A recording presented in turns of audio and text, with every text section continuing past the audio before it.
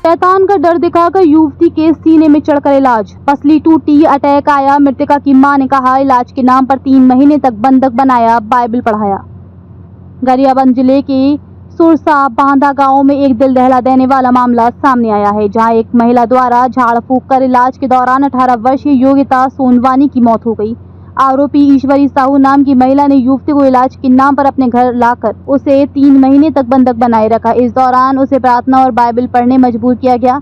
योगिता लंबे समय से बीमारी से जूझ रही थी, जिसे ठीक करने के नाम पर आरोपियों द्वारा झाड़ फूंक के साथ ही युवती के छाती में चढ़कर शैतान भगाने का ढोंग करती थी और गरम तेल लगाती थी। अब मृतका की मां सुनीता ने सुरसा बांधा पहुंच अपनी बेटी का हालचाल जानने की कोशिश की। तब जाकर पता चला कि अंधविश्वास और शैतान भगाने के ढोंग के चलते उसकी बेटी की मौत हो चुकी है। जिसके बाद मृतका की मां ने राजन थाने पहुंचकर घटना की सूचना पुलिस को दी। आनंद फानन में पुलिस ने सुरसा बांधा पहुंचकर आरोपी महिला को गिरफ्तार किया है। शॉर्ट पीएम रिपोर्ट में ये खुलासा हुआ है कि शैतान भगाने के नाम पर आरोपिया युवती के सीने में चढ़कर कूदती थी। इस दौरान उसकी पसली डैमेज हो चुकी है, साथ ही युवती को हार्ट अटैक भी आया है। पुलिस ने बीएनएस की विभिन्न धाराओं के तहत अपराध पंजीबद्ध कर आरोपी महिला को गिरफ्तार कर माननीय न्यायालय में पेश किया।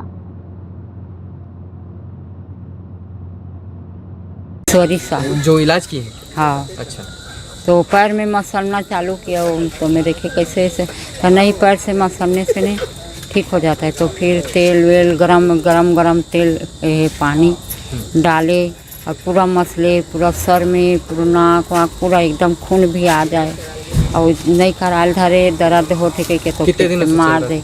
फिर 3 महीना से ऐसे इलाज चले है। फिर 1 हफ्ता से ओकर बुखार आना चालू हो गई, ज़्यादा ओकर तकलीफ बढ़ गई, कमजोरी भी आना चालू हो गई। तो आप लोग अस्पताल में ले जाने के लिए गए? तो वो बोलते कि किसी से बात मत कराओ, ना बाहर मत ले जाओ, ऐसे में शैतान और घेर ली है। अच्छा, कोई दबाव डालते थे क्या? हाँ, तो फिर हम बाहर नहीं ले जान, वहीं प्रार्थना उतना करे और मालिश वाली। फिर कल अचानक फिर मैं फल वल लेके ले गई राजीव से कि मोर बेटी खात नहीं है तो खाई।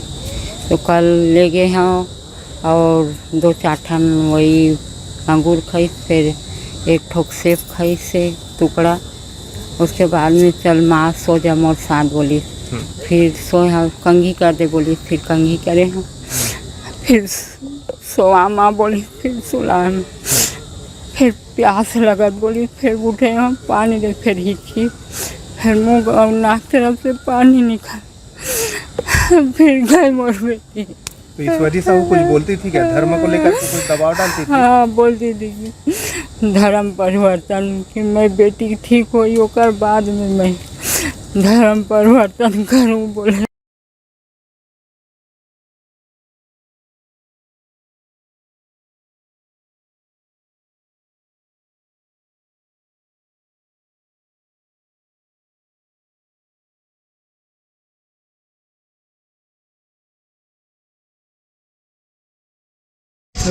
फेफड़ा मतलब रीढ़ से दायां साइड के रीढ़ से 3 रीढ़ टूटे हुए थे और उसमें फेफड़ा में उसके चूंधन होने के कारण से उसे फट जाने से खून जमा हो जाने के कारण से निमोनिमित्र के कारण से डेथ हो गई। ठीक है, मारपीट के चलते हुआ?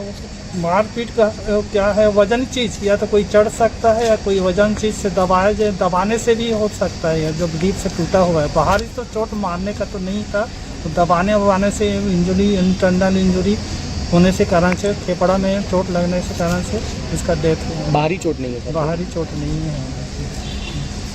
ये थाना राजिम क्षेत्र का मामला है। थाना राजिम में प्रार्थी सुनीता सोनवानी, जो पंडरी रायपुर और वह हाल में महासमुंद की रहने वाली है।